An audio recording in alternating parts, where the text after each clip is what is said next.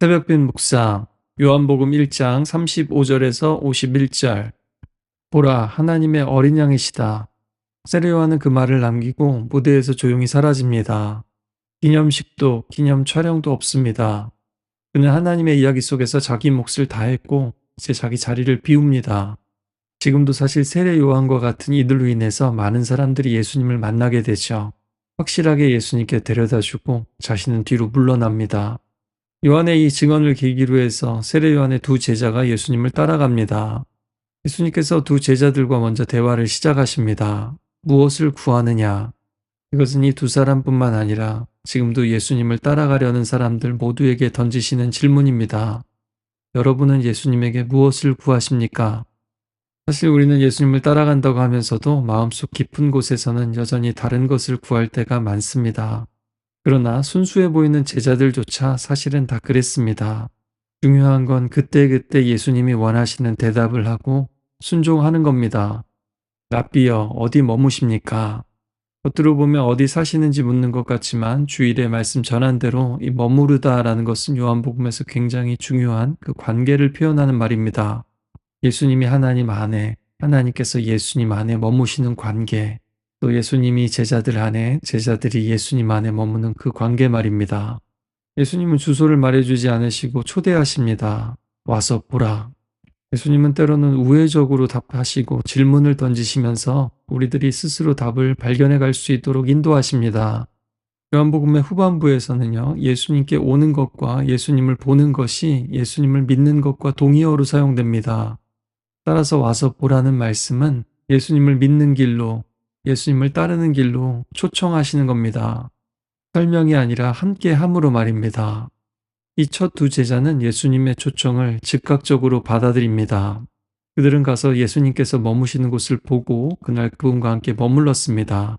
때는 10시쯤 되었습니다. 유대식 시간이면 오후 4시쯤 됩니다. 그때쯤 대부분의 일은 마무리가 되고 저녁을 위해 집으로 돌아가던 때입니다. 예수님께서 제자들을 또 식사 자리까지 초대하신 것일 가능성이 큽니다.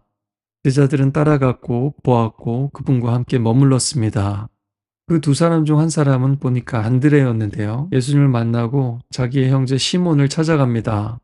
우리도 예수님을 만나고 찾아가야 할 사람들이 사실은 우리와 가장 가까운 사람들, 어쩌면 가족일 때가 제일 많죠. 또 그렇기 때문에 가장 어렵기도 하고 주저하게 되기도 합니다. 그런데 안드레는 자기 형을 예수님께 데려왔습니다. 나중에 이 베드로를 통해서 얼마나 많은 사람들이 예수님을 믿게 되었는지를 생각해 본다면 참 신비롭고 놀라운 일입니다. 그 구원은 이 안드레로부터 시작되었던 겁니다. 예수님이 베드로를 보시고 말씀하십니다. 네가 요한의 아들 시몬이니 장차 게바라 하리라. 게바는 번역하면 베드로, 반석이란 뜻입니다. 하지만 이 반석이라는 이미지와 달리 베드로의 실제 모습은 복음서에서 보면 충동적이고 결국 예수님을 부인하기까지 합니다. 하지만 예수님은 베드로도 또 우리들도 현재의 모습 그대로만 보시고 부르시는 게 아닙니다. 지금의 연약함, 우리의 한계 너머로 예수님이 만들어갈 사람, 우리가 되어갈 사람, 그 사람을 보시는 겁니다. 그래서 우리도 우리 자신을 우리의 실패, 우리의 실력으로 정의하지 않아야 합니다. 타인에 대해서도 마찬가지죠. 그리고 무대가 점점 갈릴리 쪽을 향해 갑니다. 안드레 베드로처럼 벳세다 마을 출신 빌립을 찾아 만나십니다. 굳이 찾아가 직접 부르셨다라는 적극적인 뜻입니다. 그리고 예수님께 발견된 예수님이 찾으신 빌립은 또 나다나엘을 찾아갑니다. 찾고 발견하고 데려오는 것이 계속 반복되죠. 빌립은 예수님에 대해서 두 가지로 증언합니다.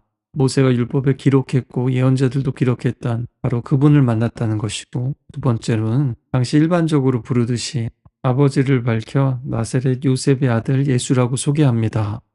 우리는 이미 요한복음 서두에서 예수님의 참된 기원에 대해서 들었습니다. 하지만 실제 눈에 보이는 건 나사렛 사람 예수죠. 그래서 나다나엘처럼 반응하기가 쉽습니다. 나사렛에서 무슨 선한 것이 좋은 것이 나올 수 있겠소? 객관적으로 상황적으로는 맞는 얘기일 수 있습니다. 빌립은 설명하거나 설득하거나 논쟁하려고 하지 않았습니다. 예수님이 첫 두 제자들에게 하신 말씀과 똑같이 와서 보라고 합니다. 빌립은 나다나엘에게 나사렛 출신의 평범한 한 사람 안에서 하나님의 말씀이 실제로 일어나고 있다고 보라고 초대합니다. 우리도 내가 만난 주님을, 또 예수님 안에서 역사하신 하나님을, 그리고 내 안에서도 역사하시는 예수님을 보여줄 수 있고 초청할 수 있는 사람들이 되기를 바랍니다. 이 나다나엘과의 대화가 오늘 보면 제일 긴데요. 나중에 도마와의 대화도 그렇죠. 회의와 의심을 품는 제자에게 오히려 더 자세하게 친절하게 자신을 드러내고 계십니다.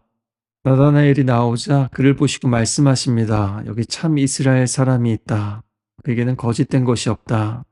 요한복음에서 유대인은 이중적으로 긍정적, 부정적 의미로 사용되는데요. 이스라엘 사람이라고 할 때는 긍정적인 의미로 사용됩니다. 모든 사람의 모든 것을 속속들이 아시는 우리 예수님께서 그가 신실한 하나님의 사람이라는 것을 아시는 겁니다. 어떻게 저를 아십니까? 빌립의 묻자 예수님께서 빌립이 너를 부르기 전에 네가 무화과 나무 아래에 있을 때 내가 너를 보았다고 말씀하십니다.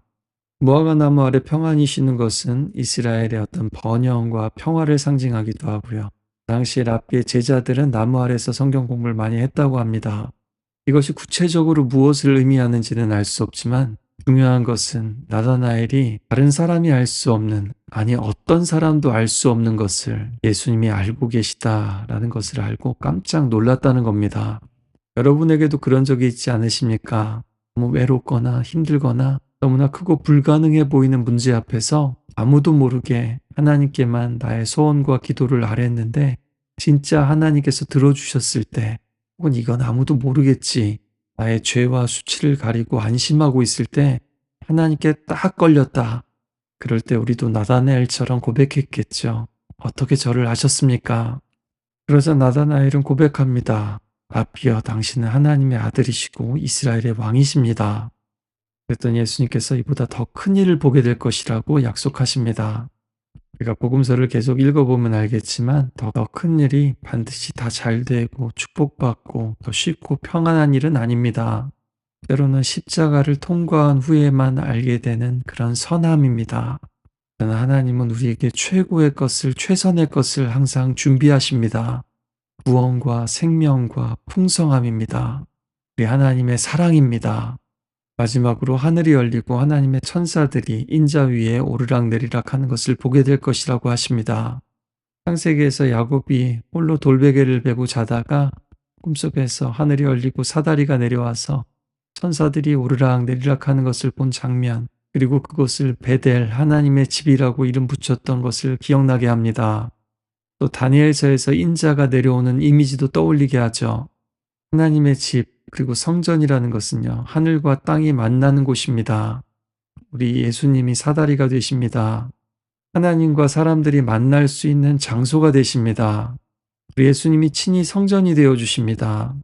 50절에서 너가, 51절에서는 너희로 복수로 바뀌는데요. 그때 거기서 그 말씀을 들었던 제자들뿐만 아니라 지금 이 말씀을 듣고 있는 우리들에게도 하시는 약속입니다.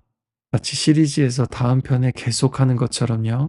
지금은 시작이고 아직도 하나님은 보여주실 것들이 참 많이 있으십니다. 오늘 예수님은 우리에게 이 약속과 함께 다시 질문을 던지셨다는 것을 기억했으면 좋겠습니다. 무엇을 구하느냐? 제자들은 말로만 고백하지 않았습니다. 따르고 와서 보고 머물고 찾아가고 데려오고 고백하고 증언했습니다. 오늘 예수님을 사랑한다고 따라간다고 하면서 실제로는 행동이 따르지 않는 경우가 많습니다. 오늘 한 가지라도 다시 시작할 수 있길 바랍니다. 또 내 자신이, 우리 가정이, 우리 교회 공동체가 어떤 이에게도 와서 보세요. 감격과 감동과 기쁨을 가지고 담대하게 말할 수 있는 사랑의 공동체가, 사랑의 사람들이 되시기를 주님의 이름으로 축복합니다. 또 우리 자신도 먼저 예수님을 만나고 예수님과 머물렀던 사람들이 우리를 인도해 왔기 때문에 지금 이 자리까지 왔다는 사실을 기억하고 또 그 은혜를 잊지 않고요. 또 우리도 누군가를 예수님께로 인도할 수 있는 사람으로 자라갈 수 있기를 함께 기도했으면 좋겠습니다.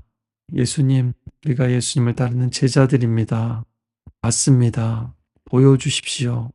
지금도 모든 것을 아시며 능치 못할 일이 없으신 우리 주님의 치유의 능력, 회복의 능력, 변화의 능력을 우리에게도 보여주시고, 그뿐만 아니라 십자가의 능력, 부활의 능력도 우리에게 나타내 주시옵소서. 기도하며 나아가겠습니다.